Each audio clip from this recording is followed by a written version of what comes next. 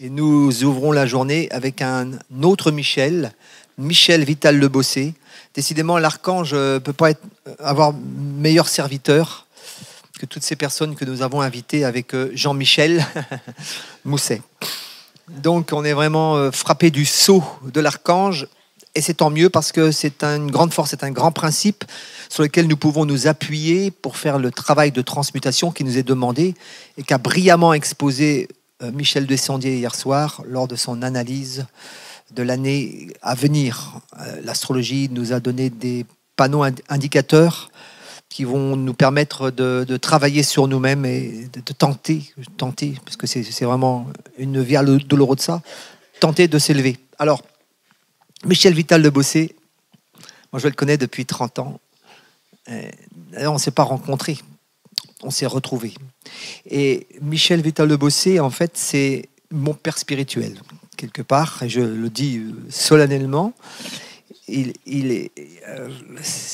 le plus grand intellectuel qui m'était donné de rencontrer dans ma vie. Et Dieu sait si je connais du monde, je connais du monde, je connais pas le mien. Mais cela s'explique assez facilement d'ailleurs. C'est que Michel Vital Le Bossé est vierge, ascendant vierge. T'imagines, Michel? Vierge, ascendant vierge. Donc, je vous dis pas. Les tyrans, les fous et les génies. Ouais. Et alors. Ah, voilà. Alors, donc, quand on est vierge, moi je suis vierge aussi, généralement, c'est l'intellect, quoi. Et on est, comme j'ai envie de dire, on est régulièrement soumis aux hausses de température, de mercure. Donc, vous allez voir que c'est vraiment le cas aussi avec notre invité. Michel Vital Le Bossé, donc docteur en sciences humaines, médiéviste, essayiste, poète, Goliard aussi à ses heures. Les Goliards, vous savez, c'était les poètes un peu scato du Moyen-Âge, qui se permettaient tout. C'était du genre à sortir. C'est grand dommage quand beauté manque, accus de bonne volonté. Ça, c'est du Goliard, ça. C'est de la goliardise, ça, voyez-vous. C'est costaud quand même. Hein. On aura peut-être un droit à quelques extraits, d'ailleurs, avec Michel, parce qu'il est assez souple de ce côté-là. Je vais vous laisser avec mon ami, mon frère, mon père, ma paire. Car à nous deux, on fait une paire. Hein.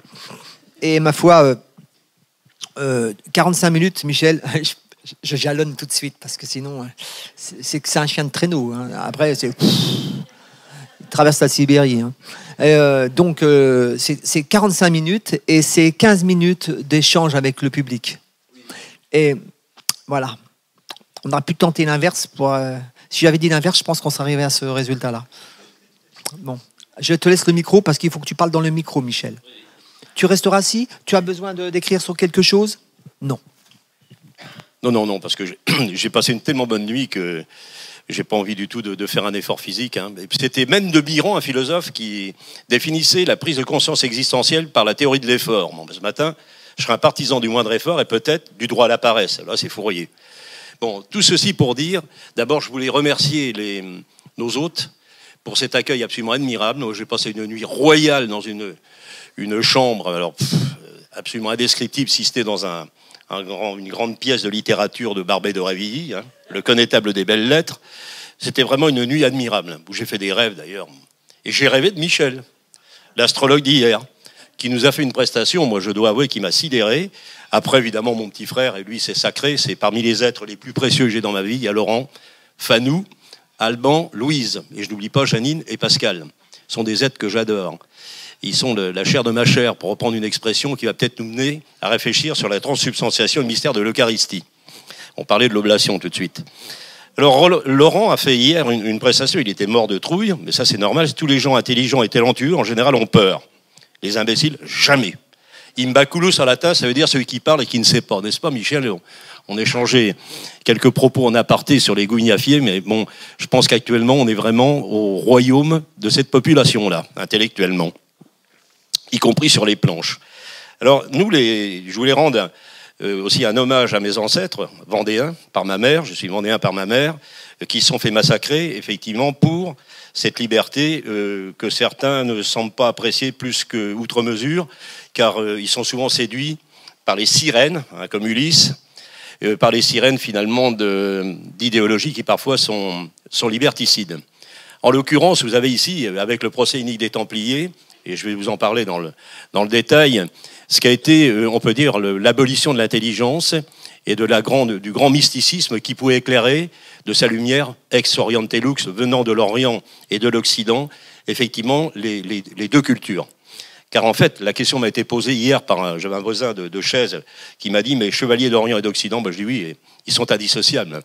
Les Templiers, effectivement, le siège de l'ordre du Temple, c'est le Temple de Salomon, enfin, c'est ce qu'il en reste, les substructions, si vous avez été à Jérusalem, où se trouve actuellement la mosquée El-Aqsa. Le dôme du rocher, c'est l'autre construction qui était faite sur l'endroit où Abraham aurait dû sacrifier Isaac. Je reviens sur ce que disait Laurent hier. Bon, effectivement, dans tous les systèmes de codage, on peut se demander si, en fait, toute notre vie et le langage n'est pas un système de cryptogramme. Moi, c'est ce que j'ai fait à partir de ce travail dont je vais vous parler peu, parce que c'est pas le sujet, sur la bauve des chevaliers, mais c'était mon point de départ.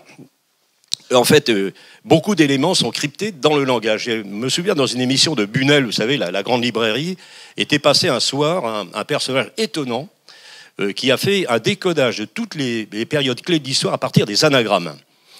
Des anagrammes, bon, il y en a partout. Bon, nous, j'avais dit ça à l'époque de la pataphysique, quand on se mariait, on était étudiants, c'était l'Oulipo, l'ouvroir de la littérature potentielle, on était vraiment des Goliards, à la puissance N+1, on avait fait feu de tous les bois. En plus, j'avais un oncle qui était mon initiateur en latin, grec, en hébreu, qui est un personnage fabuleux, un curé savant, un grand personnage traditionnaliste avec soutane au vent, avec le chapeau de vicaire et le rabat, enfin vraiment un personnage tout à fait hors de l'histoire. Et ce personnage a été... Les pataphysiciens s'en sont emparés. Dans le Symbolum Pataphysicum, on voit Charles Le Bossé, qui n'est autre que mon oncle. Et ce personnage, avec un autre personnage, j'ai parlé avec Jean-Louis ou Jean-Claude, je ne sais plus, tailleur de pierre. Jean-Louis. C'était le père Chéré, une sorte de pape des escargots, vous savez, comme dans le très beau roman d'Henri Vincenot, qui est un personnage délicieux, Henri Vincenot. Le pape des escargots, c'est un personnage qui parle de tout, qui a une espèce de savoir universel, qui connaît la botanique, qui connaît la phytothérapeutique, et la route des Templiers, des mégalithes. Il avait une vieille mobilette et moi un Solex ou un vélo avec, vous savez, il n'y avait même pas de dérailleur dessus. Et qu'est-ce qu'on faisait le dimanche? Au lieu d'aller, je ne sais pas, au PMU ou taper le carton, on allait visiter des sites mégalithiques, des lieux templiers. Et voilà mon premier initiateur. Tu parlais de père spirituel. Il avait en tout une mobilette, 8 gamins et une caisse à outils. Et il restaurait toutes les églises du coin. Le deuxième, Jean-Louis, c'était Maurice, un breton, comme mon père. C'était vraiment des têtes vendéens par ma mère, breton par mon père. Vous voyez l'ambiance à la maison.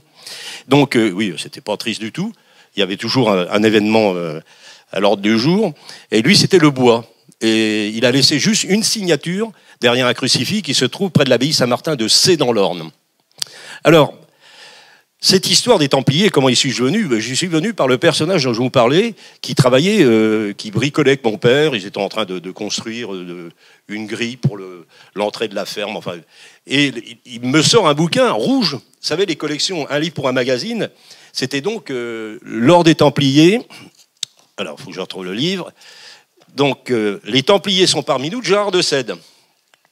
Ce livre-là, bon, évidemment, tous les intellos universitaires dont je fais partie se sont mis à décrier ce genre de travail, comme actuellement on les entend, ceux qui annonnent dans une première année de licence en histoire rigolent de mon ami Stéphane Bern ou de Franck Ferrand, parce que pour eux, c'est du grand public.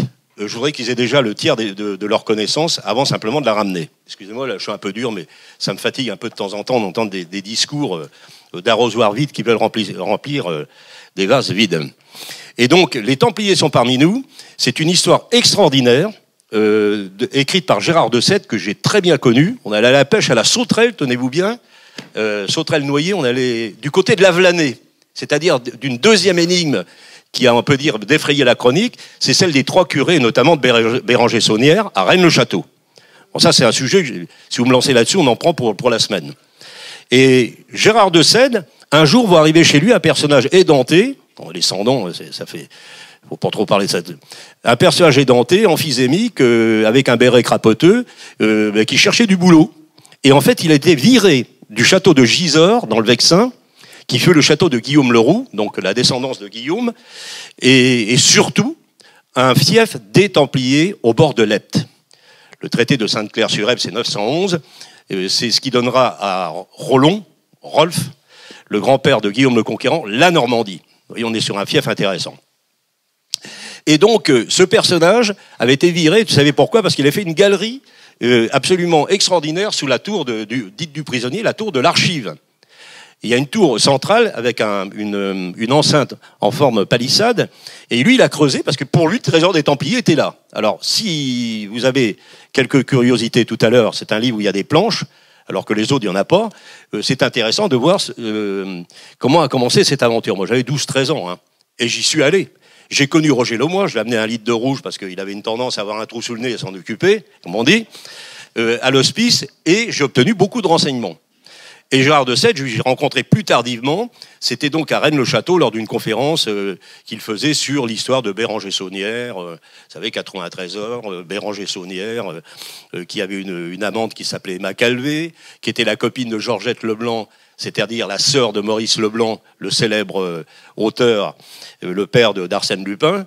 Et en fait, Georgette Leblanc était la copine de Maurice Maeterlinck, le poète belge, qui a écrit Péléas et Mélisande avec la musique de Debussy. Et ces gens-là, vous savez où ils se retrouvaient?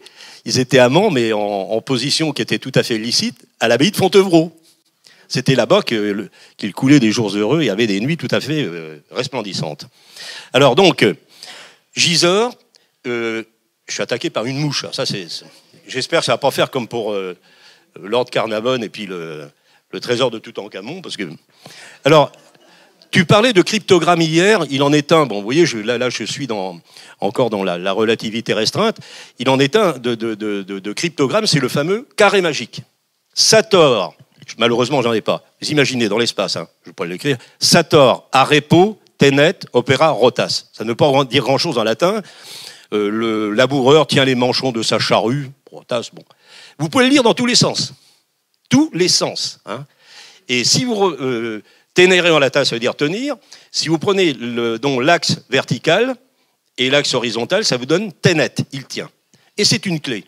Et Albrecht Dürer l'a repris dans un de ses tableaux, c'est l'ange de la mélancolie, où on voit derrière l'ange qui est penché sur un livre, il est au crépuscule de ses connaissances, au fait peut-être de sa vie, avec le nombre 5.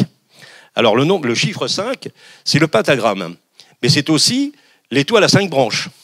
Au centre de laquelle, étoile à 5 branches, je trouvais souvent la lettre G, Gnotisséoton, connais-toi toi-même, tu en as parlé hier.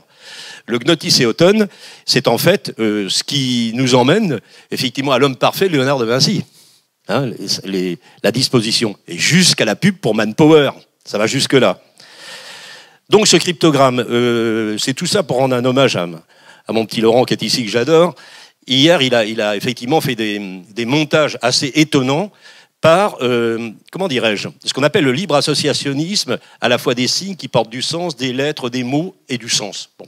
On arrive effectivement à reconstruire un monde à partir d'éléments de langage qui paraissent dispersés. Mais c'est ce que disait André Breton, le père du surréalisme. André Breton, il disait qu'il y a parfois des pétrifiantes coïncidences et des faits glissades. C'est-à-dire qu'il n'y a pas de hasard. Le hasard est objectif. Il a un objet. En l'occurrence, des cryptogrammes ou des anagrammes, plus exactement, il y en a un paquet. Si vous prenez à Gisors l'église Saint-Gervais-Saint-Protais, lire la très belle géographie de Saint-Ambroise là-dessus, vous avez un gisant qui est dans cette position, qui peut rappeler beaucoup de choses, mais aussi la position du pharaon dans sa tombe, dans son sarcophage, et il est mis en dessous Amo Déméter Enim Timéo. En fait, on sait maintenant que c'est un anagramme, Amo Déméter Enim Timéo. J'aime Déméter, Enim, car, décidément, Timéo, je le crains, Déméter, je la crains, pardon. O Mater Dei Memento Mei. Et vous avez exactement la même chose. Talleyrand se serait crié, lors de la fête de la Fédération, ah, Révolution, Révolution française, ils n'ont que ce mot-là à la bouche. Ça nous intéresse, nous, à partir de 1793, n'est-ce pas? Révolution française, ils n'ont que ce mot-là à la bouche. Un veto corse le finira. Eh bien, c'est Révolution française. Le veto corse, c'est quoi? C'est le coup d'État du 18 Brumaire, du consulat au consulat à vie, puis l'Empire, et puis la suite. Donc, l'alphabet, verrez dans ce document que j'ai là pour vous, j'ai retracé, avec la permission d'une personne qui est extraordinaire, c'est Gabriel Carmy, décidément les Gabriel Carmy, les Massénies du Graal. Et vous avez donc parmi les cryptogrammes templiers, je peux pas vous voyez, la croix des 8 béatitudes, celle-ci qu'on appelle la croix de Malte, et si vous découpez tout ça en petits triangles, ça vous donne un alphabet. Et si vous reliez les 8 pointes, ça vous donne la croix patée de l'ordre du Temple. Voilà une clé. Par ailleurs, oui, c'est donc pour cet alphabet templier, je reviendrai sur 2-3 autres éléments qui sont quand même tout à fait percutants quant à cette arrivée que j'ai pu faire dans cet univers templier. En fait, lorsque j'ai écrit ce livre sur la Bauve des Chevaliers, un lieu souterrain d'initiation templière, moi c'est ce que tout porte à le croire, je ne savais pas du tout que des ouvrages avaient été écrits avec des noms qui allaient finalement rejoindre ma démarche par une voie tout à fait ésotérique. En l'occurrence, j'avais comme pseudonyme à l'époque, j'étais à la Société Poète Français, c'est l'époque de Jules Romain, ça ne me rajeunit pas, Vital Mortemer. Vital, c'est mon deuxième prénom, on le porte de père en fils dans la famille côté breton, et Mortemer, c'est l'abbaye de Mortemer, où Mathilde, la fille d'Henri Ier Beauclerc, a été enfermée, on peut dire, et on voit le fantôme de Mathilde dans les ruines de cette abbaye, où il y a eu entre autres des massacres. Mais Mortemer, parce qu'entre Vital et Mortemer, vous avez un oxymore, vous voyez, un oxymoron, une construction en contraste. Mais ce que je ne savais pas, c'est que Jacobs, dans Black et Mortimer, avait écrit une œuvre qui s'appelle Le piège diabolique. Et de quoi est-il question dans le piège diabolique? De la Bauve des Chevaliers. Mais il va déplacer les lieux, la mienne est à Neuville-sur-Touques, la sienne va se trouver à La Roche-Guyon et à Gisors. Avouez que c'est absolument inimaginable, dingue, de voir comment j'ai rencontré cet imaginaire templier. Et là, je n'ai pas de médium, mais Michel il disait qu'il n'était pas voyant hier soir. Mais ce qui est très curieux, moi je suis tombé sur un jeune type, très bizarre, bien barré à l'ouest, hein, qui un jour m'a fait une lecture et une écriture automatique, où il me dit toi tu es un templier, toi tes guides, ce sont des templiers. Moi j'ai écouté ça avec la prudence qui est celle de quelqu'un qui n'est pas en déchéance de rationalité, comme dit Gérald Bronner. Bon, c'est ça, je me méfie de ça, la dinguerie et le zozotérisme, ça c'est ma bête noire, hein, ma bête noire.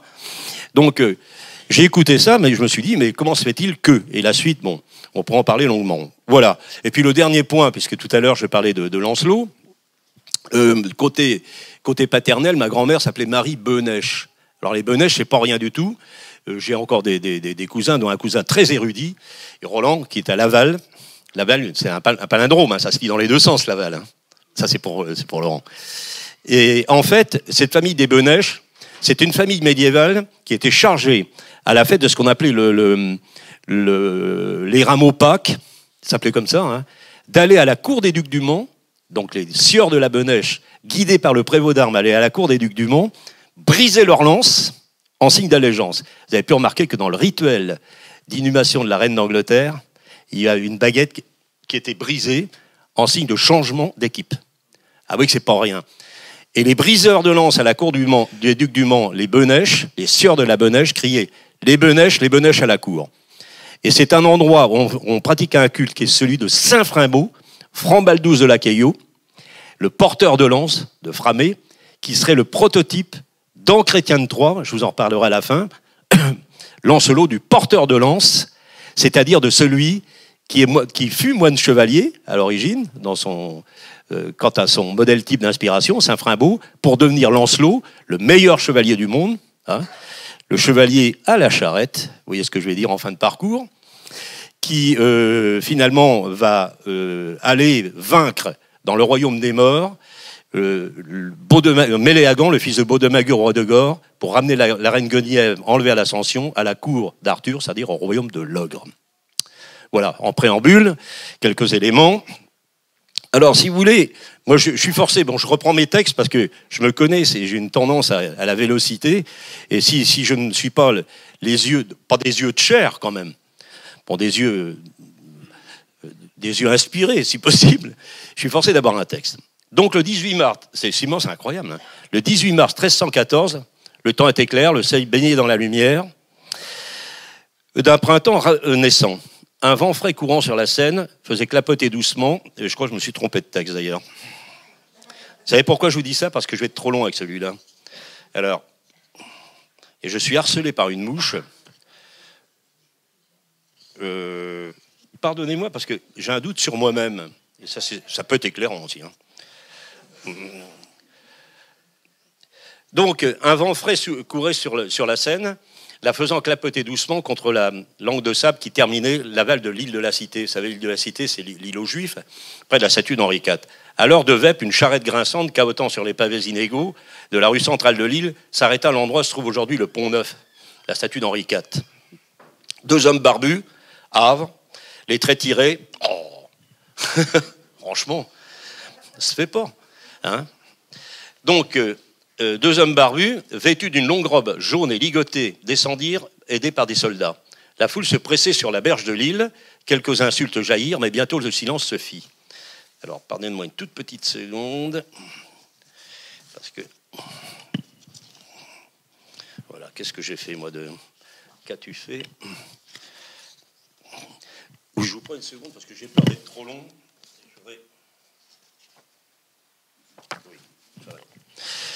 Les hommes furent hissés sur l'amoncellement de bois qui constituait un bûcher et furent liés par les mains jointes à un tronc d'arbre qui émergeait un tronc d'arbre sur des bûches empilées. Ils avaient le visage tourné vers les tours de Notre-Dame, blanches et resplendissantes dans la lumière transparente de cet après-midi de printemps. 1314. Je rappelle quand même très rapidement que les ordres de chevalerie apparaissent au XIIe siècle. 1118, c'est la règle de Saint Bernard de Clairvaux pour les cisterciens. 1118, c'est la même règle qui va être édictée pour les moines soldats, les pauvres chevaliers du Christ, dont la devise est non nobis domine, non pour nous, mais pour la gloire de ton nom, hein, pour la gloire du nom de Dieu. 1118, 1127, 8 et 9, 17, 9. Vous avez le Concile de Troyes qui va avaliser cette règle pour les Templiers, et vous retrouvez le nombre 9 partout. 9 Templiers vont fonder l'ordre du Temple avec Hugues de Payen ou de Pince et Arnaud d'Archambault. Et en fait, la fin des Templiers, c'est 1314, 1 et 3, 4, et 1, 5 et 4, 9. 9, c'est effectivement l'inverse de 6. Ça a été dit hier soir brillamment par Laurent. Donc, le silence tomba sur la foule, tandis que le prévôt lisait les sentences de mort, puis, dans le crépitement des torches et le piétinement des chevaux, des hommes d'armes, on entendit simplement la voix la plus âgée des 2 hommes. Les corps sont au roi de France, mais les âmes sont à Dieu. Je vous précise que la malédiction des Templiers, parce que ça, je vais y venir en fin de parcours, c'est Clément, moins d'1 an, quant à toi, Philippe, 40 jours. Ils sont morts tous les deux, effectivement, dans ces délais-là. Clément V, Bertrand de Gaulle, est un pape de transition, manipulé, enfin, du moins, il a été manipulé par Philippe IV le Bel. Ce qui est intéressant, c'est que ce Philippe IV le Bel, il a pourtant une illustre ascendance. Hein. Aliénor d'Aquitaine va avoir une fille, Aliénor, la deuxième du nom, baptisée à Domfront par Achard, évêque d'Avranches. Elle va épouser Alphonse VIII de Castille, dit le Victorieux, et va devenir donc Aliénor de Castille. Elle a une fille, Blanche de Castille, qui est la mère de Saint-Louis, et Saint-Louis lui-même, Louis IX, est le grand-père de qui? De Philippe IV le Bel, qui va brûler les Templiers. Pas beau comme histoire? La volute de fumée va les envelopper, la femme va jaillir et embrasser de souffle des condamnés qui tournent un dernier regard vers les diables et les anges qui décoraient les tours de la cathédrale de Paris, ce fut tout. En cet instant, 2 siècles de puissance et de pensée médiévale disparaissent. Geoffroy de Charnay et Jacques de Molay, dernier grand maître de l'ordre du Temple, refermaient la dernière page de l'histoire officielle d'un ordre militaire et religieux essentiel dans la structuration de l'Occident médiéval. Sachant que 1118, les Templiers, 1118, ça va être, décidément, 1118, leur place forte, c'est Saint-Jean d'Acre.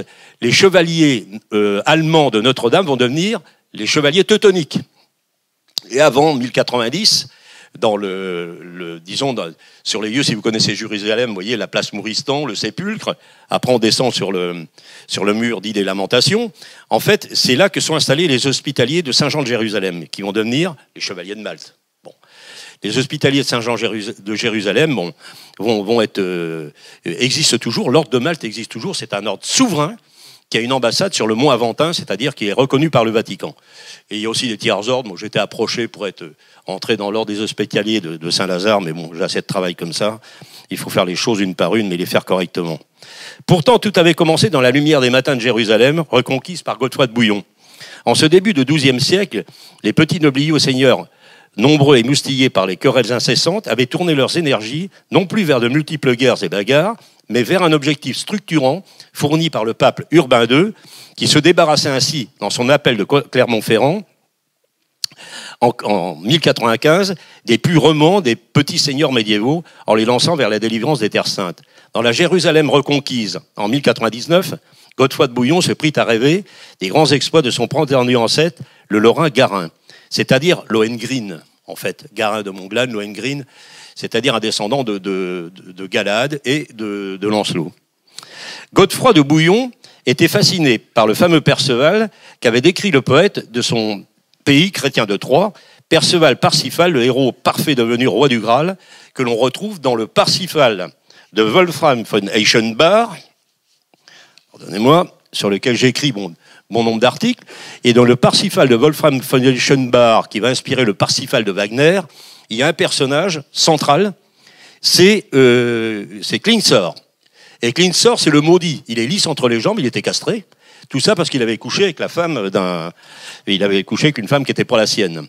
Et en fait, le prototype, c'est Landolphe II de Capoue, un moine évêque qui s'adonnait à la magie noire et qui correspond à peu près à la même chose. Il est méhénier, c'est-à-dire qu'il est blessé, comme le roi Amfortas. Il a une blessure qui saigne, mais à un endroit que vous imaginez, qui ne peut être dévoilé qu'à partir du moment où on entre dans l'intimité. Bon, en tout cas, les Minnesänger, c'est-à-dire Wolfram von Eichenbach, est un teutonique. Et c'est un grand auteur de la littérature allemande du XIIe siècle, époque où Perceval ou le Comte du Graal de Chrétien de Troyes va être écrit. Vous voyez un peu la relation qui existe entre ce qui est littéré et ce qui est dans l'ordre de l'histoire réelle. Puisque les teutoniques vont devenir, avec Helmut von Salsa, décidément cette mouche, Helmut von Salsa, un ordre de chevalerie, et c'est en fait Frédéric von Hohenstaufen, excommunié par le pape, qui va en prendre la direction. Et Frédéric von Hohenstaufen va en 1243, au Castel del Monte, dans les Pouilles italiennes, dans la tour octogonale, élaborer, édicter une pactio secreta qui permet à tous les ordres de chevalerie de s'unir, de rassembler ce qui était part, et de se retrouver sur un lieu géométrique connu d'eux seuls. Et ce lieu géométrique, c'est effectivement ce lieu où est signé la pactio secreta. Alors, si vous voulez, parmi ces chevaliers, l'un d'entre eux, Hugues de Pins, était parmi les plus valeureux. Je vous ai dit qu'ils étaient 9 pour créer ça. Et Hugues de Pins est en même temps, tenez-vous bien, un cousin, ou un neveu, on ne sait pas très bien, de Saint Bernard de Clairvaux, qui donne la règle des cisterciens. Bon, c'est quand même intéressant de voir cela, c'est qu'il y a une relation entre l'ordre monastique et Bernard, un disciple de Saint-Benoît, qui va écrire un éloge de la chevalerie. Bon, cet éloge de la chevalerie fixe des règles. Alors bon, ces règles concernant l'ordre du Temple, c'est le vœu de chasteté, le vœu de pauvreté, le respect des, comment dirais-je, de la papauté, etc. Mais ça, on y reviendra si vous voulez. Il était en outre le cousin, le neveu, le moine de Cîteaux. Cet Hugues de Payen est un non humble et pauvre seigneur lorrain, lui aussi, mais il avait été en charge d'une importante mission de conciliation entre le roi d'Angleterre, Henri Beauclerc, Henri Ier Beauclerc, donc, dont je vous ai parlé, duc de Normandie, qui va mettre on peut dire une pâtée, mais décidément, une pâtée remarquable à la bataille de Tinchebray en 1106 à Robert Courteuse, c'est-à-dire Robert le Diable, qui va inspirer d'ailleurs des mystères, c'est une drôle d'histoire, qui avait presque une double nature. Je parlais de Merlin hier, qui avait une double nature pour notre adorable Laurent, mais là, la double nature de Robert le Diable, c'est plutôt le côté noir qui va l'emporter. Parce qu'en fait, Merlin, lui, grâce à un chapelain zélé, va dans sa double nature, c'est-à-dire d'un diable qui vient connaître une vierge pure, il va devenir à la fois l'homme sauvage, l'enchanteur, mais aussi l'inventeur de la belle table ronde sur laquelle se trouve le Graal. Et en fait, Henri Ier Beauclerc va mettre donc une pâtée considérée à la bataille de Tinchebray dans l'Orne, capitale de la quincaillerie, lieu de naissance du poète André Breton, à Tinchebray. Et en fait, Henri Beauclerc, duc de Normandie, et le roi de France, Louis VI le Gros, Hugues de Pins, sous l'impulsion du pape, se vit confier la garde du château, donc qui marquait les frontières entre le Vexin français et le Vexin normand. Le château de Gisors, dont je vous ai parlé ici. Donc, après une année, il va remettre ce château entre les mains du roi d'Angleterre. On perd sa trace pour le retrouver à Jérusalem en 1118, où il fonde l'ordre primitif du Temple, connu sous le nom de les Pauvres Chevaliers du Christ. Vassal de Godefroy de Bouillon, donc du roi de France, Hugues de Pins va rassembler autour de lui 9 chevaliers. Il provenait du bailliage de Troyes, là où il se trouve encore aujourd'hui, cette extraordinaire et mystique forêt d'Orient, curieux, hein, forêt d'Orient, près de Troyes, ça vous dit rien, où les druides continuaient d'officier au cœur de leur clairière secrète, au sommet des collines où les cercles de pierre qu'ils dressaient, les némétones, vous voyez, sont encore aujourd'hui visibles. Le némétone, c'est le comment dirais-je, le sanctuaire celte dans ce qu'il a de plus naturel. On trouve ça aussi dans ces cérémonies druidiques ou forestières, où finalement le némétone, c'est une clairière, par exemple, d'un bois, avec 2 arbres d'essences différentes qui marquent l'entrée, effectivement, du temple. Mais c'est le temple de la nature, bien entendu. Donc, cette forêt profonde et mystérieuse serait peut-être l'un des 3, un endroit où serait enterré le trésor des Templiers. Bon, alors, si vous voulez... autre acteur de cette création de l'ordre du Temple, cousin de Hugues de Payen, Bernard de Cîteaux. À partir de 1118 et pendant 9 années, Hugues de Pins et ses compagnons vont remplir la mission qui s'était assignée. L'essentiel du message christique répandu par la pensée chrétienne traditionnelle repose sur le fait de la nécessité d'obtenir, par une adhésion volontaire et non violente, la conversion du non-croyant. Cependant, les pères de l'Église, au premier chef Bernard de Cîteaux, connaissent fort bien la Bible. Ce sont des très grands exégètes en plus. Et en particulier l'évangile de Luc, où il est dit par exemple que Jésus disposait de sa milice. Vous avez pu remarquer qu'il est question aussi, même quand on regarde l'Apocalypse de Jean, que le Christ était un Christ en même temps guerrier, réparateur de tout ce qui était commis comme faute par la convoitise, la concupiscence et toutes les turpitudes de la nature humaine. Souvenez-vous quand il a chassé les marchands du temple. C'est quand même pas, il n'est pas très calme ce jour-là. Il faut bien dire les choses comme elles sont. Bien. Preuve nous est donnée lors de l'arrestation au Mont des Oliviers, où Luc rapporte que Pierre était armé de 2 épées. Il va couper l'oreille, il va couper une oreille au rabbi qui était venu arrêter Jésus au nom du Sanhédrin. Le rabbi, c'est le prêtre. Le Sanhédrin, c'est donc le tribunal religieux auquel Ponce Pilate, se lavant les mains, va dire bon. On va leur laisser Jésus, parce que finalement, c'était le pire ennemi de Jésus, du coup. Un rabbin, certainement, très émancipé. C'était effectivement l'autorité religieuse, ce qu'on appelle l'institution religieuse.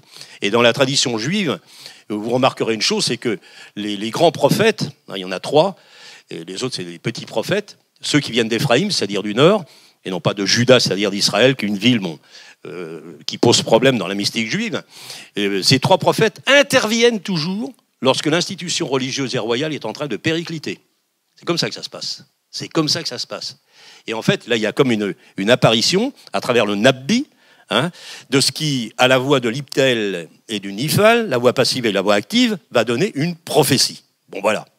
Ces prophéties sont toujours issues, je dis, du royaume d'Éphraïm. Ça, c'est le chapitre 38 d'Ézéchiel. On voit la division entre le royaume de Juda et d'Éphraïm, c'est-à-dire les 12 tribus d'Israël, va pouvoir, cette réunion du nord et du sud va pouvoir se faire lorsque le souffle de l'Éternel souffle sur une vallée couverte d'ossements. Il rassemble ce qui est épars. Et à ce moment-là, le peuple d'Israël va repartir. Bon, nous savons que l'ordre du Temple a été aboli par la bulle papale de 1312. Le pape ne serait donc pas séparé d'une puissance militaire qui lui était entièrement dévolue sans de solides raisons. D'autre part, Philippe le Bel, qui était un roi intelligent, avait confié le trésor royal de la guerre du Temple de Paris en 1290 et s'était même réfugié en 1306 dans les murs du Temple lors des émeutes bourgeoises. Philippe le Bel avait eu la velléité de vouloir être grand maître de l'ordre du Temple. Intéressant. Évidemment, on lui a refusé. C'est aussi d'un certain président de la République en France qui voulait être grand maître du Grand Orient de France. Cela lui a été refusé. Non, mais c'est amusant, les parallèles. Moi. Parfois, en histoire, c'est rigolo. Quoi. Philippe le Bel avait choisi Jacques de Molay comme parrain de l'héritier du trône. Alors, sur Jacques de Molay, j'ai fait tout un travail, parce que j'ai vraiment travaillé beaucoup sur la présence des Templiers en Normandie, parce que c'est un des fiefs. Le Vexin, la Normandie, c'est vraiment là que ça se passe. Bien. Et en fait, Jacques de Molay, nous avons près de Caen, à faible distance, un endroit qui s'appelle le Molay-Litry. Au même titre, Geoffroy de Charnay, c'est-à-dire le deuxième templier qui fut brûlé sur l'île aux Juifs, était commandeur de Normandie. Il y a donc des relations très profondes, et c'était toute ma démarche, à partir d'un lieu, un souterrain refuge, la Bauve des Chevaliers, pour essayer de reconstituer ce puzzle, ce cryptogramme historique. Alors, il faut dire que dès sa création, lors du Temple, s'appuyait sur des traditions d'origine orientale, celtique, mitraïque, zoroastrienne peut-être. Je parlais hier à table des bons hommes et des bonnes femmes, c'est-à-dire les cathares, qui pour moi, je l'ai dit hier, je crois, je l'ai dit en aparté comme ça, bon, que Marie-Madeleine arrivant, c'est elle qui porte le baume qui sur la pierre de l'onction doit permettre l'embaumement du Christ. Hein, on est bien d'accord là-dessus. Et elle atterrit, comme par hasard, auprès d'Aix-en-Provence, à la Sainte-Baume, où tous les ans, les compagnons du devoir, les devoirants ou les mailleux, vont faire un pèlerinage. Alors, ce qui est intéressant, c'est qu'il est dit qu'elle serait arrivée avec un enfant, on ne sait pas, un enfant de qui il est, et qu'elle portait aussi, elle était peut-être porteuse de reliques, ce qui serait le Graal total, du coup. Le Graal total. Et en fait, elle était essénienne d'origine, Qumran, les manuscrits de Qumran, 47. Et en fait, la doctrine des Esséniens et celle des Cathares, excusez-moi, mais se ressemblent étrangement. Mais ça, cette piste-là, quand j'ai commencé à la pratiquer, c'est comme d'autres secteurs étant du domaine universitaire, traducteur de littérature médiévale, on m'a regardé d'un drôle d'air. Bon. Mais ça, c'est... D'autre part, les rituels d'acceptation ont paru totalement scandaleux à la chrétienté de l'époque. Vous voyez, en effet, ne demandait-on pas à l'impétrant de renier le Christ et de cracher 3 fois sur la croix? Ce qui est dit dans le procès, lisez tous les... Je ne vais pas rentrer dans le détail. Simonetta Cernuni, qui est une des dernières à avoir travaillé là-dessus, en se trompant sur des dates d'ailleurs, lors de sa thèse, j'ai repéré ça dans son travail. Elle a repris le procès inique des Templiers, qui est, on peut dire, un procès déjà pré-stalinien, où avant d'arriver, vous êtes condamné, et si vous êtes relapse, c'est encore pire, parce que vous allez subir le double de punition, pratiquement. Il vaut mieux pas revenir sur ces déclarations, c'est encore pire. Les rituels d'acceptation nous disent ça. Bon, simplement, sur ce geste qui choqua le peuple de l'époque, profondément marqué par une référence à l'humanité christique, ce n'était qu'une référence à Pierre, au cours de la nuit du Mont des Oliviers, qui va renier 3 fois le Christ. Quelqu'un qui a une connaissance moyenne, qui a fait un peu de catéchèse avec le curé de la paroisse, il sait au moins ça. Bon. Or, Pierre était l'homme armé qui avait accompagné, muni de 2 glaives, Jésus sur le Mont des Oliviers, comme le soulignait si bien l'évangile de Luc, qui servit de référence à Bernard de Cîteaux, lorsqu'il structura la règle de l'ordre. Il va couper l'oreille, vous savez, du centurion qui est là, le Christ recolle l'oreille. Celui qui régnera par l'épée, je ne suis pas le texte, bon, périra par l'épée, c'est-à-dire qu'on meurt toujours à partir de ce qui a été utilisé dans l'excès, l'outrance et l'hubris. Jésus sur le Mont des Oliviers, comme le soulignait si bien l'évangile de Luc, qui servit de référence à Bernard de Cîteaux lorsqu'il structura la règle de l'ordre, est donc un élément très important. Plus complexes sont à comprendre les accusations d'homosexualité reprochées aux Templiers. Bon, moi, je vais dans le vif du sujet, on va parler du trésor, tout ce que vous voulez, hein, mais c'est ce qui m'intéresse aujourd'hui. En particulier, les 3 baisers, au bas du dos. Hein. Alors, les 3 baisers, l'un à la base de l'échine, l'autre au nombril, le 3e sur la bouche. Et à la réception du nouvel initié. Vous imaginez un peu le scandale que ça va faire quand ils vont avouer ça. Mais j'ai retrouvé ça dans les déclarations. J'ai fait, mais alors, tout le travail d'archives pendant des années sur les commanderies du Calvados, que je connais comme ma poche maintenant. Et en fait, j'ai retrouvé exactement les mêmes chefs d'inculpation qui sont faits ou à Rouen, ou à Caen, ou à Paris. Parce que souvent, on se débarrasse, vous savez, quand un procès devient un peu empoisonnant, bon, on change de juridiction, on change de juge. On transmet ça à une autre cour. Donc, il ne faisait que rappeler le texte de l'extase que Bernard de Clairvaux, présent au Concile de Troyes, servit de référence. Nous sommes nés charnels, décidément cette mouche, et nés de la concupiscence de la chair. Aussi est-il nécessaire que notre amour commence par celui de la chair, et celle-ci, rentrée dans l'ordre, s'élevant par degrés, sous la conduite de la grâce, se consomme dans l'esprit. Voyez ? Alors ça, c'est tout le problème aussi du débat métaphysique, débat théologique, autour de la nature du Christ. On vous dira, il y a 2 natures. Bon, le filioque avec le chivisme du Xe siècle qui sépare l'orthodoxie la papauté de l'Église paulinienne de Rome, c'est que le Père, le Fils, le Filioque et le Saint-Esprit ne sont pas à placer à la même hauteur, si je puis dire. Le Fils, il est plus bas. Le Saint-Esprit, lui, il est directement le Paraclète, il est l'hypostase de la lumière divine. Et en fait, là, on est vraiment dans un débat théologique de fond. L'homme commence toujours par s'aimer lui-même, puis il aime Dieu, mais toujours soi-même et non pour lui. C'est la base des textes de Bernard de Clairvaux. Il faudrait que je vous fasse j'avais fait ça dans mes années de théologie, là, encore tout récemment, une étude sur les degrés de l'amour dans Saint Bernard de Clairvaux. Mais c'est la base de tout. Partant de l'humilité. Hein. L'humilité, c'est l'homme, c'est l'humus, c'est la terre, c'est aussi l'argile primordiale que vous retrouvez dans Aleph, Dalet et même, Adam, c'est-à-dire ce dans quoi le grand potier a fabriqué l'homme. Ça, bien sûr, nous sommes dans une métaphore théologique. Mais celui qui en parle le premier, vous savez qui? C'est en 1486, Pic de la Mirandole, dans le traité de la dignité humaine. Pic de la Mirandole, c'est lui. Ça, c'est très curieux. Ce rituel est mal compris, a été oublié, concernait l'essentiel des Templiers, opératif, mais restait le témoignage d'une spiritualité de haute volée. Lorsqu'on analyse l'ensemble des interrogations des Templiers, parce que c'est là, il y a une ignominie qu'il faut corriger, et le très beau livre de Cernuni là-dessus, Simonetta, elle montre qu'il y a une parodie de procès de façon à couler l'ordre du Temple. L'ordre du Temple, tenez-vous bien, c'est 2 siècles et demi, 9000 commanderies, vous imaginez un petit peu l'apport d'argent, avec des inventions absolument spectaculaires. Nous ne sommes plus dans un monde fermé, où un monde s'avère présenté par un carré dont le centre est Jérusalem, mais dans un monde ouvert. C'est déjà, on peut dire, les Templiers, c'est l'ouverture sur le monde, et les autres ordres de chevalerie également. Les Teutoniques, c'est différent. Ils ne vont pas vers l'Orient, mais ils remontent vers l'Est pour christianiser tous les peuples qui sont en train actuellement de se foutre sur la goule. Vous voyez, c'est par là que ça se passe jusqu'à Malbork, c'est-à-dire en Pologne, en Haute-Silésie, là-bas, en Prusse orientale. Alors donc, il y a ce témoignage de spiritualité de haute volée, vous voyez, qui va mettre par terre un petit peu le système clos dans lequel se trouve le Moyen-Âge. Oui, je voulais dire ceci, c'est que les Templiers vont inventer les banques d'escompte et de dépôt, les travelers chèques, et puis tout ce qui est, on peut dire, les modes d'échange les plus modernes que nous connaissons actuellement. Alors ce rituel est donc mal compris.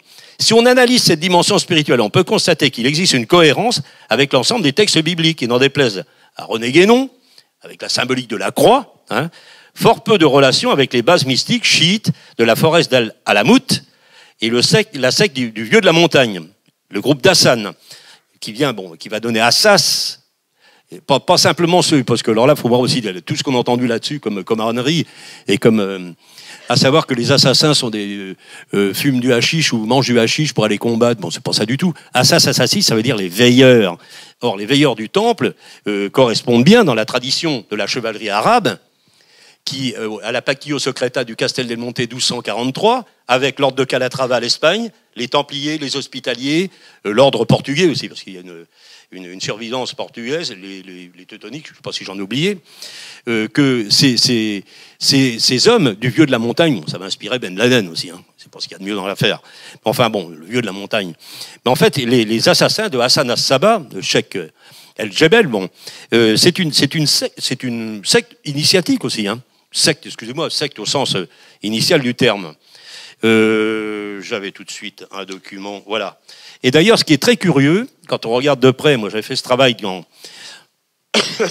j'ai travaillé sur le Parsifal de Wolfram Eschenbach, j'avais remarqué ceci, les deux hiérarchies des Templiers et des assassins sont exactement les mêmes. Deux colonnes, à gauche, Templiers, Templiers, à droite, vous avez les Assassis, appelés Hathor, assassins ou Achachines. Les chevaliers, ce sont les Réfiques, les écuyers, les Fédavis, pas les Fédaïnes, les frères, les Lassiques, et Guénon souligne à juste titre que les deux ordres connaissent mutuellement leurs secrets et qu'en vertu de leur initiation, ils peuvent se fréquenter, se visiter. Vous voyez ? Le grand maître, c'est le Cheikh El-Jebel. Vous avez Hassan Sabah, appelé le vieux de la montagne. Les grands prieurs, c'est les Daïl el-Bekir. Et les prieurs, les Daïs. Bon, on trouve une structure qui est quand même étonnante. Et moi qui me fait dire chevalier d'Orient et d'Occident, c'était bien ce que l'intitulé de mon intervention, de ma présence parmi vous aujourd'hui. D'Orient et d'Occident. Effectivement, c'est bien sur le mont Sion est extramuros à Jérusalem.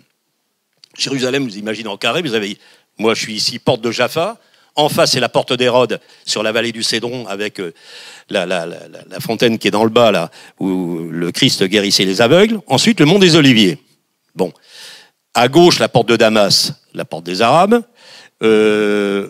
Oui, la porte d'Hérode, c'est sur la vallée du Cédron. À droite, Dunsgate, la porte des détritus. Et donc, finalement, au cœur de la cité, intramuros, vous avez effectivement la mosquée Laxar actuellement. C'est là que les Templiers avaient leur fondation, mosquée Laxar.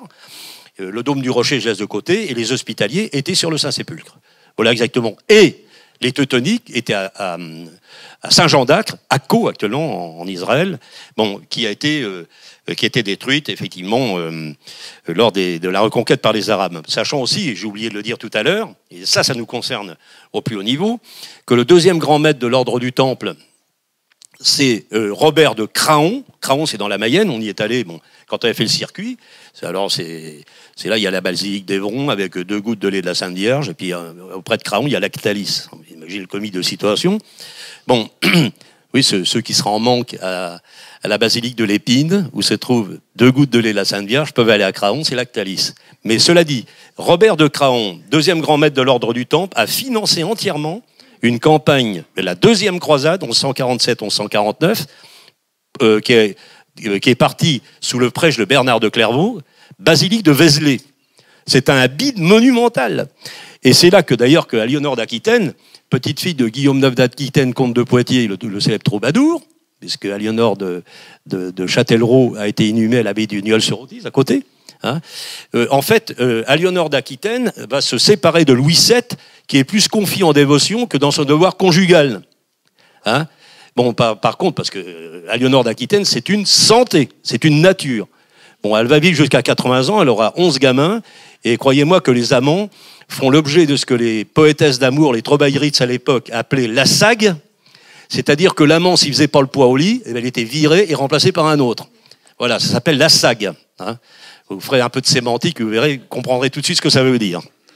Bon, alors ce rituel, si on analyse une dimension spirituelle, on peut constater qu'il existe une cohérence donc, entre j'allais dire, une mystique d'Orient, une chevalerie d'Orient, et une chevalerie d'Occident, mais par une voie qui est celle du gnosticisme, et pas de l'institution religieuse.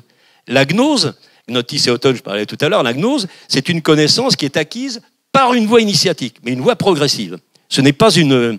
La gnose, justement, se refuse, les gnostiques se refusent, et ça, il faut voir ce que dit Ratzinger, l'ancien pape, comment dirais-je, Benoît XVI, un éminent théologien.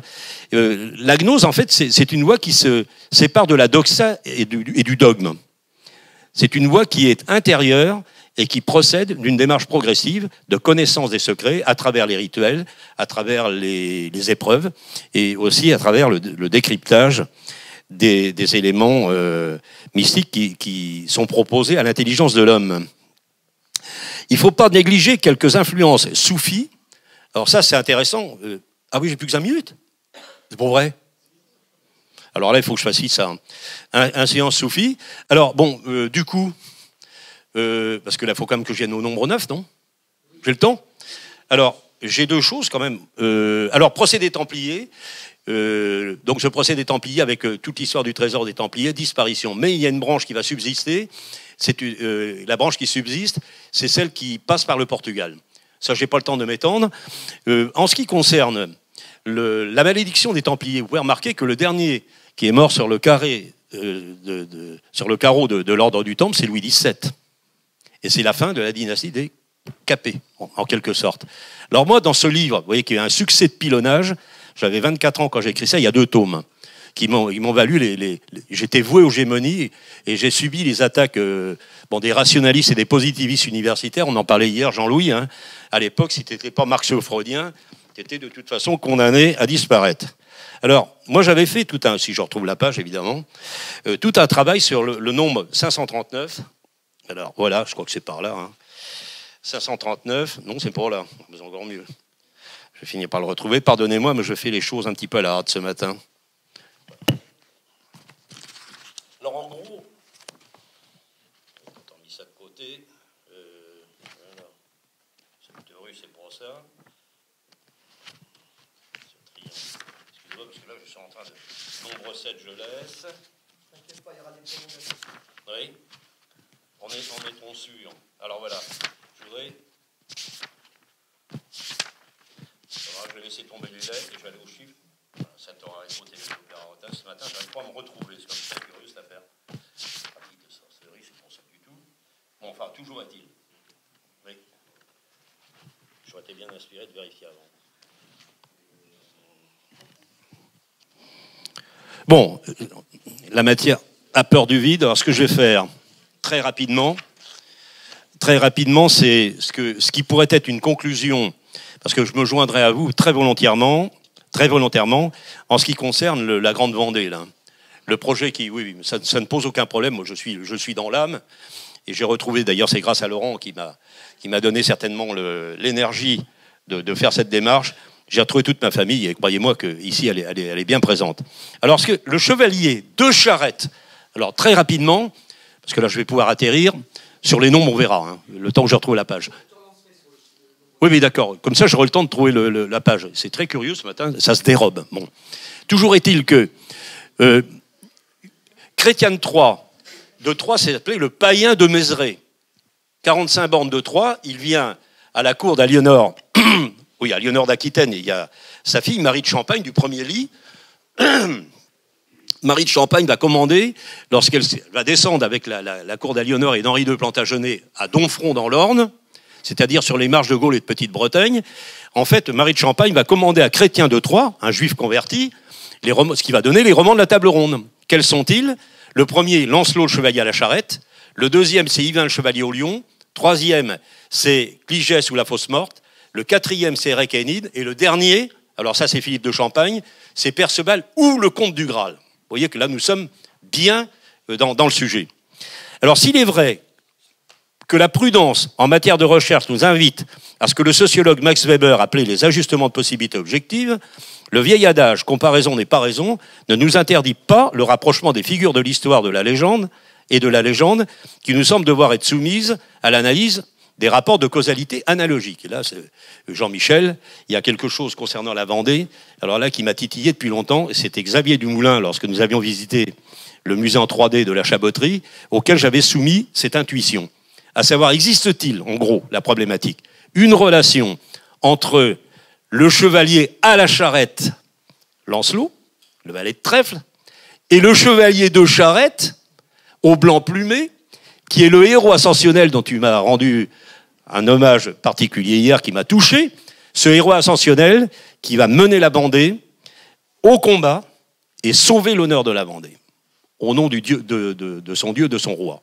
Sachant que la Vendée, si elle fut protestante, elle a été aussi, par Grignon de Montfort, terriblement montfortiste, donc on peut dire vaillante à l'ouvrage quand elle montait au combat. Alors, l'entreprise est prometteuse. En effet, ça c'était le message que je voulais délivrer ici. Si nous dépassons la simple chronologie entre Lancelot, le chevalier à la charrette, le meilleur chevalier du monde, et le chevalier de charrette, au blanc plumé, et à l'écharpe de commandement, nous nous apercevons très rapidement que ces deux héros ascensionnels, cite Laurent, bravent l'épreuve de la mort, l'un surgit d'un roman courtois des chevaliers de la table ronde de Chrétien de Troyes, l'autre du Marais vendéen, partant tous deux une véritable quête du Graal. Et le cœur du scapulaire représente le cœur, effectivement, la coupe, le Saint-Vaisselle, dans lequel Joseph d'Arimathie recueille le sang du Christ. Le chevalier à la charrette accepte ce moyen de transport infamant, la charrette, vous voyez, pour libérer la reine Guenièvre, enlevée le jour de l'ascension par Méléagant, le mal agissant, un félon, à la cour d'Arthur, en échange des prisonniers du royaume de Gore. Cette tradition nous vient de loin. C'est la fameuse charrette de l'Ankou, qui transporte l'âme du défunt pour l'emmener dans l'Anaon, en gros purgatoire de Saint-Colomban, dans la tradition celtique. Lisez les légendes de la mort d'Anatole Lebras, un immense génie. Hasard, Charette, lui aussi, reste fidèle à son roi et à sa reine, dont il est éperdument amoureux. C'est la monarchie blanche aux fleurs de lys. Blanche aux fleurs de lys. C'est dommage que je le retrouvais tout à l'heure. Hasard objectif ou pétrifiante coïncidence, redit Breton, Lancelot, prénom moins répandu que Tristan, précise l'héraldiste spécialiste des couleurs Michel Pastoureau, avec qui j'ai travaillé, est représenté dans le jeu de cartes par le valet de trèfle. Or, Lancelot est bien le valet au sens serviteur de sa reine Guenièvre. Il doit l'arracher des griffes du traître Méléagant, même si l'amour qu'il lui porte transgresse les lois de fidélité conjugale et que la reine doit respecter envers son mari, le roi Arthur. Et pour reprendre ce que tu disais hier, avec le soleil, lorsque la force de Lancelot et de Gauvin croît, en fait, on peut dire que l'autre côté, le crépuscule, c'est Arthur. C'est un mariage blanc. Et Arthur, il va finir, vous savez comment? Il va finir, la fin du cycle arthurien, c'est le grand veneur, le baron maudit, dans la chasse Elquin. La chasse Elquin, c'est la chasse, la procession des damnés. Et ça, c'est dans la forêt de l'Isore, auprès de Mortemer, que cette légende est apparue. C'est la fin du cycle arthurien. On renvoie Arthur, le breton, on le renvoie à ses ténèbres. Il va donc accepter de monter sur le véhicule des proscrits, je parle de Lancelot, des bandits et des condamnés à mort.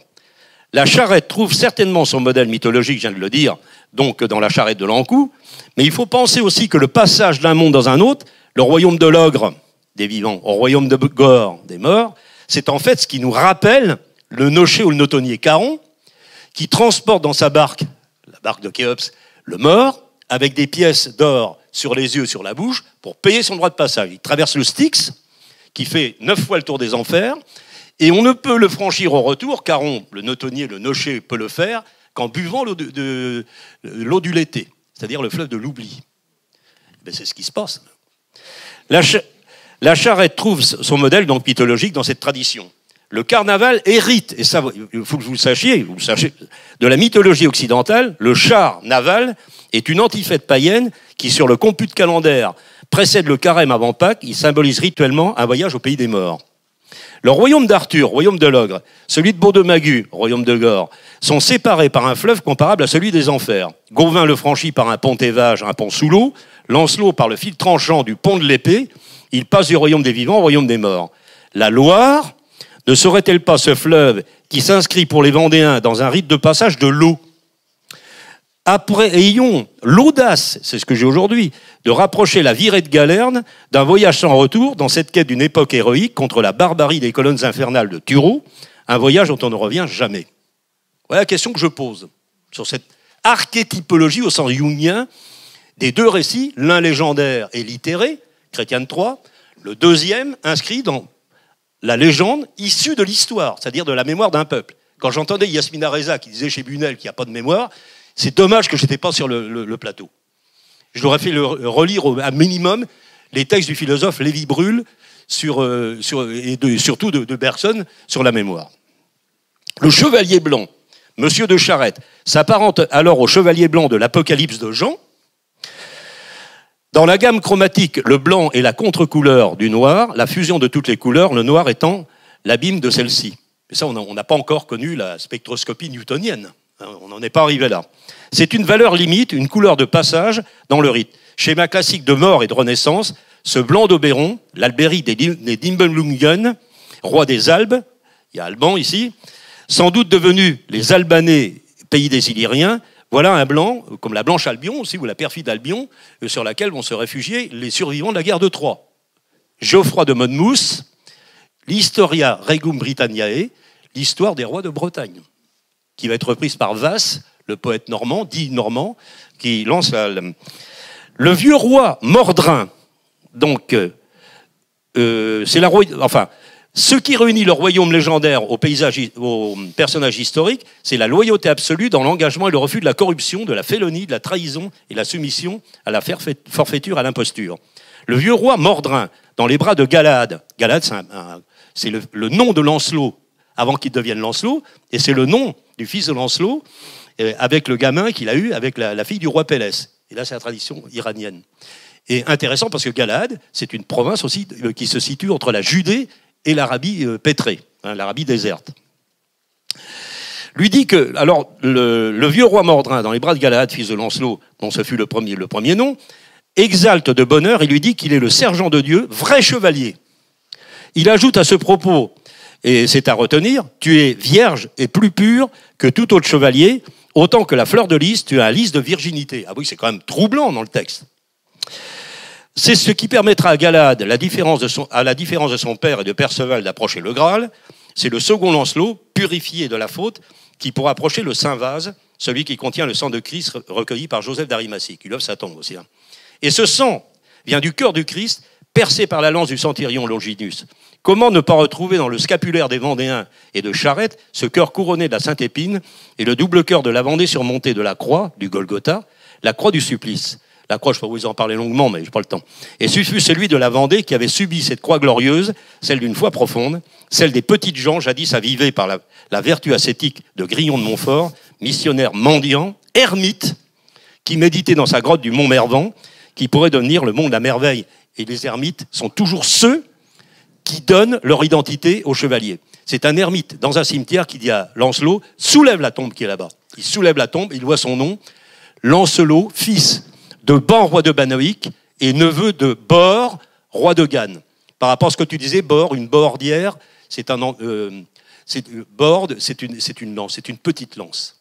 Parce qu'il y a aussi cette origine. C'est une belle conclusion, Michel. J'ai pas fini. Je peux, Jean-Michel, continuer ? Il faut qu'on ait du temps pour les questions. Ouais. 3 minutes. Alors, je vais caviarder mon texte, comme on dit. C'est possible, Jean-Michel ? Ah oui, oui, tout est possible. Avant, avec ce thème de la charrette, oui, c'est vrai, j'étais un peu long. Bon, ça m'arrive de temps en temps.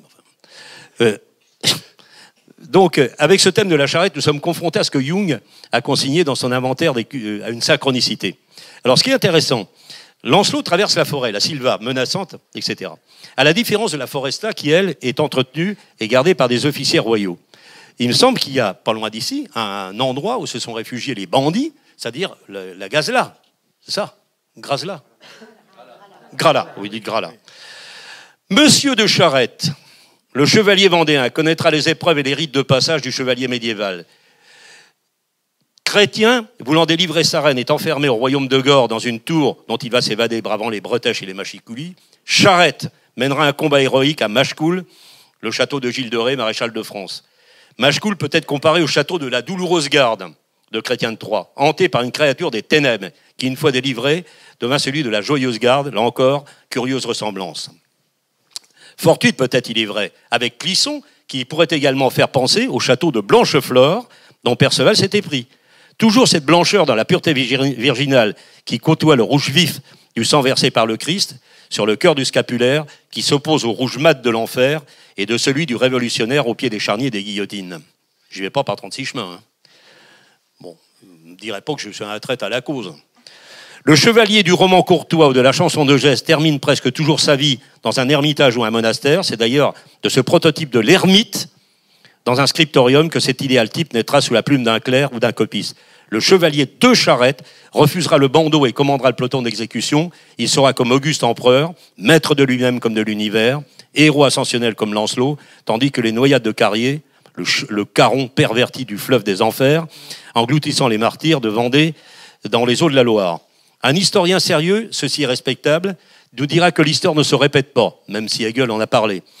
Même si nous constatons, comme le philosophe Hegel, qu'il existe des cycles de reproduction et de réitération, une roue implacable de l'éternel retour de l'autre, et du même selon Nietzsche, de troublantes similitudes peuvent être intuitivement saisies dans le miroir de l'histoire, celui qui, dans un dernier reflet, enlève le héros, comme le pamphilien du mythe d'Air de Platon, vers un firmament où règne la sphère des idées, la musique des sphères, vous voyez, des idées éternelles. Louis-Marie Grignon de Montfort, avant de quitter ce monde, alité, avant de recevoir l'extrême onction, murmura un dernier sermon, une petite statue de la Vierge dans la main gauche, un crucifix dans la main droite. Allons, mes chers amis, allons en paradis, quoi qu'on gagne en ces lieux, le paradis vaut mieux. Ah ben voilà la conclusion. Merci, Michel Vital-Lebossé. Merci, Michel. Merci.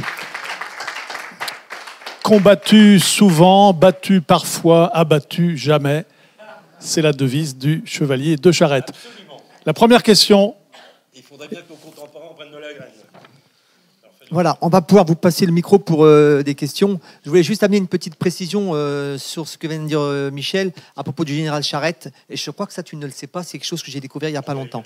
C'est quand tu poses la question, effectivement, est-ce qu'il y a un lien entre le chevalier à la charrette, donc Lancelot, et le chevalier de Charette?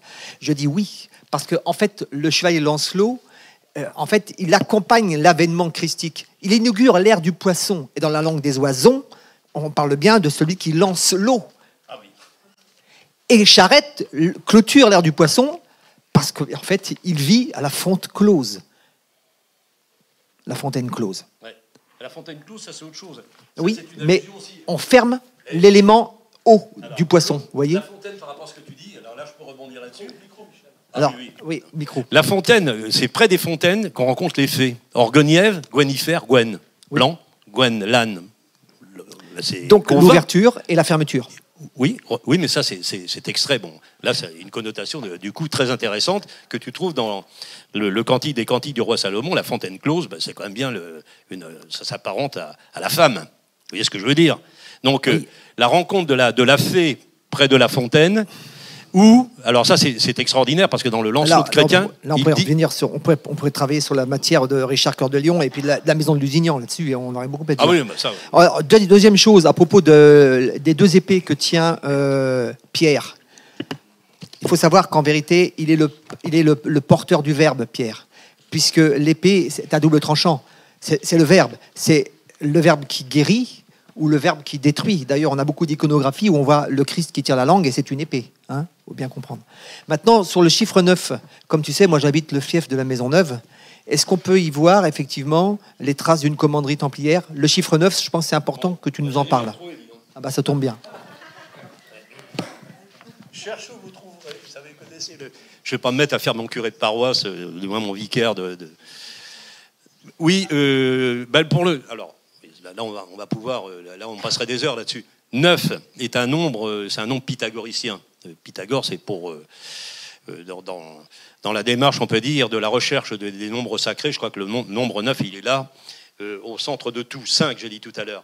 Car 9 multiplié par lui-même et par tout autre nombre donne toujours 9 par addition arithmosophique. 9 x 9, 88 plus 1 égale 9. 9 x 8, 72. Bon, allez. Vous allez tout égrener. Et c'est l'inverse de 6. C'était fort bien dit hier. Tes 3-6, c'était prodigieux ce que tu as fait. Et 666, c'est le chiffre de la bête de l'Apocalypse, de Jean, bien entendu. Alors, il y a ce nombre est un nombre de plénitude. Alors, est-ce que, si j'ai le temps, Jean-Michel, je ne sais pas, parce que là, j'ai enfin trouvé. Ça a été vraiment... Oui, parce que là, je peux y arriver, je crois, à moins que... Je me suis encore gouré de pages. Bon, alors ça va finir par devenir franchement pathologique. Hein? Voilà, j'étais bien trompé de pages. Attendez, vous allez voir. Alors, moi, je vous propose un jeu, si j'en ai encore le temps, et si Jean-Michel me donne la permission, mais toujours au service de la Vendée, bien entendu. Hein? Ça dépend combien de temps? Pas longtemps. Ça, c'est très chinois, ça. On est bien pas avancé. Longtemps. C'est normand. Ah, je suis pas normand, arrêtez. Bon, toujours est-il que les éléments de numérologie, ça m'a valu, je vous dis, ce livre, c'est deux gros livres qui ont été pilonnés. Vous voyez, il me reste la matrice et la reliure des visitandines, ces braves sœurs qui m'ont fait une reliure tout à fait remarquable. Bon, on pourrait regarder un petit peu la parenté qui existe entre les lettres et les nombres, hein, sans vouloir faire des parodies de jeux télévisés. Exemple, la lettre H, vous la prenez depuis Haman jusqu'à Hitler, la bombe H, Himmler, etc. C'est la lettre persécutante des Juifs. Et Hugo, lui, avait vu qu'il y a le et et le h, en hébreu, c'est pas la même chose, VH, Victor Hugo, et il voit partout le H. Le H, alors lui, c'est au contraire, là, ce qui fait dire à Hugo, ce Dieu que j'adore me mit au centre de tout comme un écho sonore. H, les tours de Notre-Dame de Paris, c'est comment dirais-je, les vergues du bateau de la Durande, le bateau de Gilliatt dans les Travailleurs de la mer, etc. Bon, bref. Le nombre 14. Alors, vous faites une addition à chaque fois. Hein. Mort de Mazarin, 1643. 14. Donc, prise du pouvoir. Mort de Mazarin, 1661. Je me lis mal, en plus. Donc, ça nous donne 14. 1643, prise de pouvoir de Louis XIV. Alors, le nombre 539. 539 sépare la période, on peut dire, royale de la couronne de France de la fin, enfin, du moins, de la fin de cette dynastie. Alors, chaque date que je vais vous proposer connaît son correspondant dans une autre date, je vais vous dire comment, parfois un schéma d'opposition. Donc 539. 1. Premier cas. Naissance de Saint-Louis, 23 avril 1215. Ajoutez 539, j'espère que je ne vais pas me mettre à bouler. Naissance de Louis XVI, 23 août 1754. 2.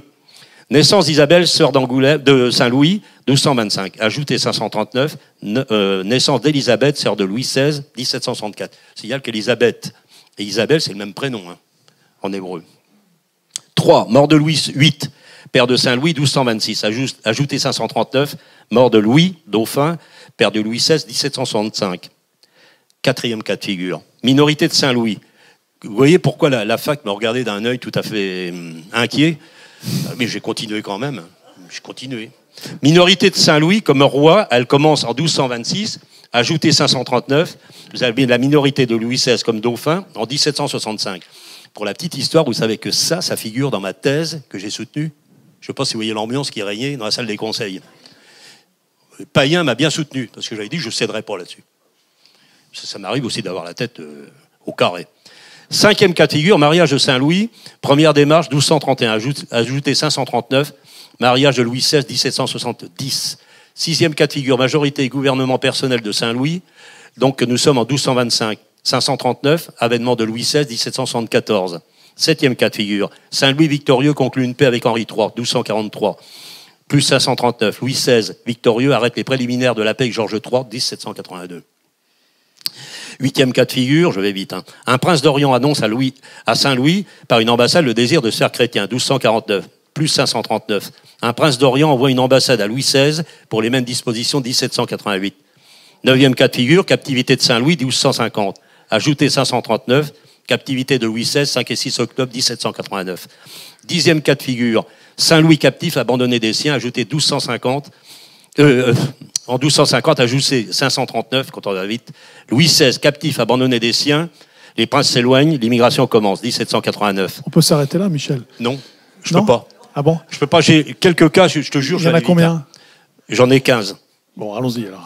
Alors, écoute, tu es très sympathique, vas-y. Jean-Michel, mais je ne peux pas résister. Vas-y. Naissance de Tristan, fils de Saint-Louis, au moment de sa captivité de son père, 1250, ajoutez 539, vous avez une opposition. C'est donc mort du premier dauphin dans l'année de la captivité de son père, 1789. Non, ça n'aurait pas de sens si j'arrêtais.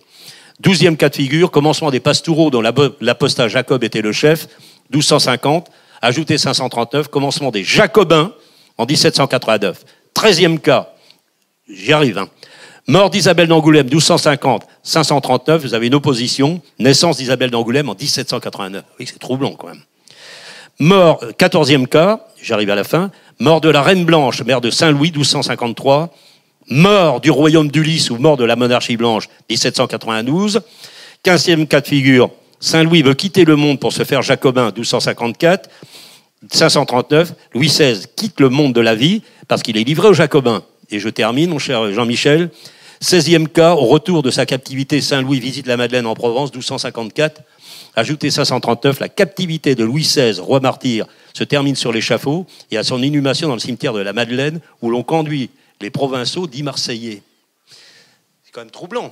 Oui. Alors vous avez, et je termine, ce que dit Talleyrand lors de la fête de la Fédération. J'ai dit tout à l'heure, je me répète décidément, révolution, ils n'ont que ce mot, révolution française, ils n'ont que ce mot à la bouche, un veto corse la finira. Et c'est là-dessus que je vais finir aussi. Sur la phrase de Talleyrand, qui pour moi est un immense personnage, très décrié, mais qui avait au moins l'intelligence de ce qu'est la politique. Merci, voilà. Michel Vital Lebossé. Alors, bon, on va se prendre 10 minutes de questions, pas plus, donc faites-moi signe. De toute façon, ta thèse, Michel, elle est publique, on peut la rendre disponible. Tu sais, les thèses ont un avantage, c'est ce que dit Pierre Dac dans l'art d'accommoder une thèse. Micro. Micro. Ah oui, c'est vrai. Décidément, je suis en train de surestimer mon organe. Non, c'est pour l'enregistrement. Ah oui, pour l'enregistrement. Eh oui. Donc, le fichier des thèses, bon, j'ai vu ça, bon, parce que j'ai quand même passé 30 ans à l'école pratique des hautes études et j'ai à la Bibliothèque nationale consulté les thèses. Une en particulier qui a frappé mon attention, devinez laquelle, celle de Khieu Sampang, bras droit de Pol Pot, qui se trouve à la Sorbonne. Bon, ça c'est une thèse qui m'a mis du fluide glacial dans le dos. Non, les thèses, on le consulte. Tu sais ce qui est intéressant dans une thèse? Alors, tu nous diras ce qui est intéressant dans tes écrits. C'est la bibliographie. Bon. Je t'ai répondu.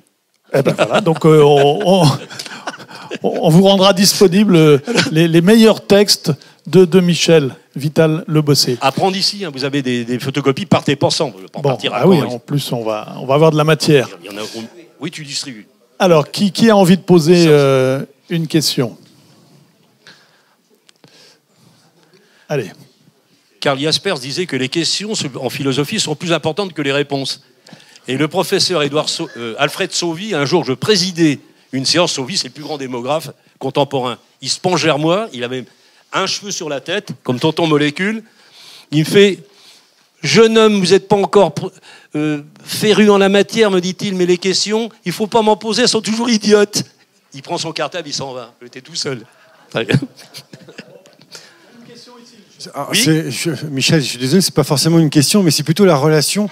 C'est marrant de voir entre ce que tu as dit, ce que Laurent a dit et ce que Michel, l'astrologue, a dit hier soir, et le lien avec l'astrologie, la religion et l'histoire. Parce que quand on lit la définition des 12 tribus d'Israël dont vous avez parlé, on peut très bien voir chaque signe du zodiaque dans les 12 tribus d'Israël. Oui, c'est vrai. Et le lien est vraiment très intéressant. Et je voulais dire autre chose aussi. Et 12, hein, on est d'accord. Oui. Important quand même. 12, les oui, 12 apôtres, le 13e, c'est le traître. Les 12 preux de Charlemagne, les 12 chevaliers de la table ronde. Bah oui. La 13e section, elle est maudite. Hein. Seul Galad, il est puceau, il est vierge, il peut s'asseoir dans la section le fauteuil périlleux. Voilà. Et par rapport à la croix, tu as fait allusion à la croix, et on peut très bien aussi, là encore, mais bon, j'imagine que tout le monde le sait, mais la croix, elle est sur le zodiaque. Oui. Donc elle se prolonge en fait. Oui, mais je crois que c'était très bien exprimé hier soir par Michel, qui nous a montré des systèmes de non, l'isocélie, c'était Laurent. La division quadripartite, voilà. Les 4 points cardinaux, tous les 4 éléments. Mais en fait, ce qui est intéressant en alchimie aussi, je ne sais pas si on va en parler, dans Traditionnelle alchimie de René Hallot, ce très beau livre, il montre qu'il y a l'axe de la triple matière et l'axe de la triple lumière, axio-kersos, axio-kersa, hein, c'est-à-dire en fait la rencontre de deux mondes.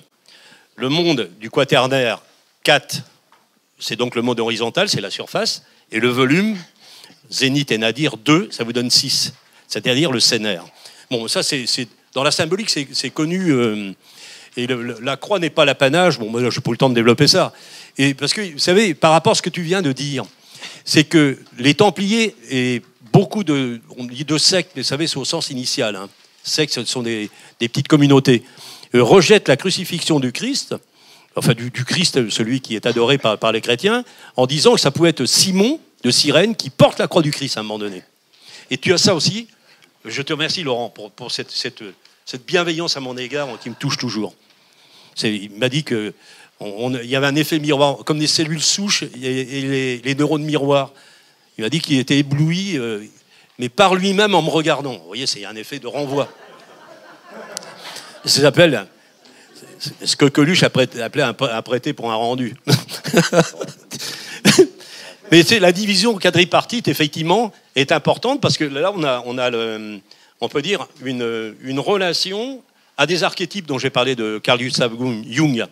En psychologie alchimie, son très gros livre là, chez Bûcher-Castel, il y a tout ça. C'est un inventaire universel de ce que peuvent être les symboles. Par rapport à ce que tu disais, Laurent, hier, Sunboleigne, ça veut dire qui relie. Hein. Et il y a la nature des symboles, un très beau livre de René Hallot, qui s'appelle le traité de synthémologie. Un synthème, c'est l'élément structurant du symbole. Or, le symbole, alors là, c'est tout un débat que j'ai eu avec Vincenzini, avec lequel je ne suis pas du tout d'accord. Bon, il a dirigé des travaux, collection bouquins dans laquelle je me trouve, là, les dictionnaires. Il dit qu'il n'y a pas de symbolisme universel, il y a des symbolismes locaux. Ça ne tient pas debout. Bon, le cercle, le carré, la croix, c'est universel, ma connaissance. Et là René Guénon, dans la symbolique de la croix de René Guénon, moi je ne suis pas guénonien hein, du tout. Mais pour autant, c'est un livre tout à fait remarquable sur un inventaire universel de la croix. Bon, je vais prendre un exemple de façon à faire dresser les poils sur la tête, mais si vous allez au Rajasthan, quand vous circulez sur le drapeau jaune, il y a la croix gammée, bon, c'est la swastika. Et qu'est-ce que c'est? C'était ce qu'on appelait les routes Némésis, qu'on trouve dans l'Antiquité assyro-babylonienne, c'est-à-dire la marche des astres. Et ce symbole, soit d'extrogir, bon, ça va, il est bénéfique s'il est sénestrogir, comme ce qu'en ont fait les nazis, ben ça vous donne le catharisme de la main gauche, ça vous donne l'ordre noir des SS, ça vous donne l'antéchrist et tout le tremblement. Bon. Mais là, on est... Parce que eux croyaient, je le dis tout de suite, les nazis ont envoyé Autoran, je discutais hier avec un ami, Autoran à Montségur et dans tous ces lieux cathares pour retrouver le Graal, non pas dans le château de Montsalvage, qui est le château gardé par les Templiers dans le Wolfram, le Parsifal de Wolfram Foundation Bar, mais à Montségur. Montségur, Montsalvage. Alors moi, j'ai trouvé autre chose, moi. Montsûr et les grottes de la Sauge. On peut délirer là-dessus. Et je le dis dans mon bouquin, j'ai arrêté ce cirque. Bon, en tout cas, toujours est-il que Autoran a écrit 2 bouquins, La cour de Lucifer et La croisade contre le Graal. Il faisait partie du groupe de Tulé, avec le mage Hanussen, Treblich Lincoln, et ces gens-là étaient en fait tous les gourous, tous les illuminés qu'il y avait autour d'Hitler. Lisez le très beau livre de Trevor Ravenscroft, La lance du destin.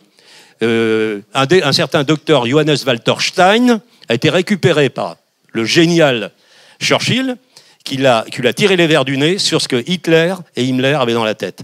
Himmler voulait faire payer la nuit de Walpurgis, où les sorcières ont été brûlées par le monde judéo-chrétien, par la Souras en quelque sorte, dans sa mythoraciologie. Et Himmler, le marchand de poulets, qui était devenu comme Goebbels, docteur de pour grand-chose. En fait, tous ces gugus-là croyaient quand même, avec Lannénerbeux, tous les savants de l'époque, qu'il y avait effectivement 2 palladiums, et ça Spielberg l'a très bien vu dans ses films géniaux. Le palladium salomonique, l'Arche d'Alliance, qui aurait été peut-être enterré dans la forêt d'Orient, à la garde des Templiers, et le palladium graalique, c'est dans la dernière croisade, c'est-à-dire le précieux vase, qui a contenu le sang du Christ. Sachant qu'il y a une tradition qui nous dit que Joseph d'Arimathie, qui est donc le protecteur du Christ, qui lève son tombeau, qui recueille le sang, on le voit aurait mis dans un tronc de figuier, Ficus religiosa, 2 ampoules contenant du sang du Christ, qu'il lance à la mer. Le tronc de figuier va dériver et va taper à un endroit précis, le Fici Campus, Fécamp, en Normandie, où se trouve l'abbaye du Précieux Sang. Chers amis, c'est le Graal total. Alors, Michel, bon, j'ai une question peut-être un peu idiote, mais enfin.